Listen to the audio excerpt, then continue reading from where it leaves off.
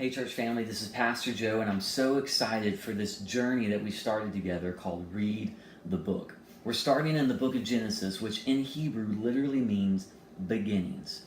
The book itself is divided into two main sections. Chapters 1 through 11, which is a prehistory. It's the story of creation, the story of the beginnings of mankind, but it's also the story of the beginnings of sin and evil and the progress of evil, the fall of mankind. And through all of that, how God continues to endure and to hold a purpose for man.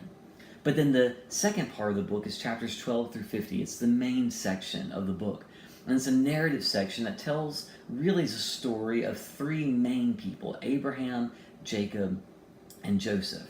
And we're given in their stories this picture of a God who intervenes into human history to save mankind. He chooses men and women that he's going to use to bring mankind back to what he created us to be.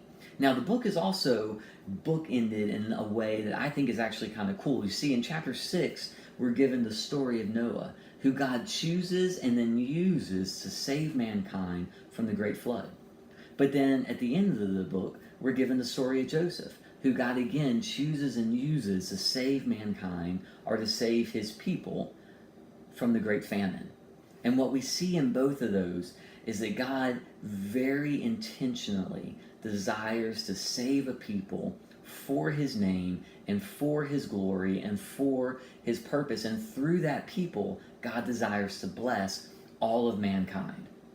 Now, as you read through the book, I want that to kind of be in your mind because I want you to look for those moments, those places where God intervenes, and where God intervenes and gives a promise, where God intervenes and gives a command, where God intervenes and chooses someone. Because you see, in the story of Genesis, we also begin to see the story of God choosing people not based on their birth order, not based on their strength or on their own goodness.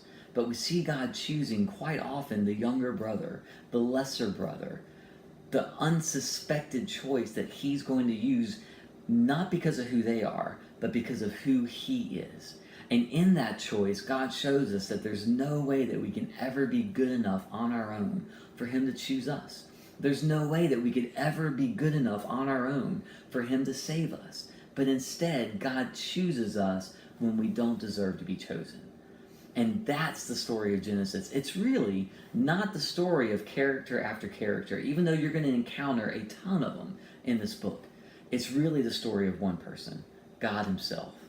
And it's the story of who he is and how he desires to enter into our story and our journey and bring us back to him. And so as you read, if you have any questions, I would love to dialogue with you. In fact, I would love for you to dialogue with us as a church. And so you can go to our Facebook group, read the book. You'll find it on our Facebook page, and join that dialogue. We'd love to have you do that. You can also find more sources for this on our website at www.starkvillecommunitychurch.org/read the book. I love you, church family. I'm so excited you're taking this journey with us. And if you have any questions, please let me know. Have a great night.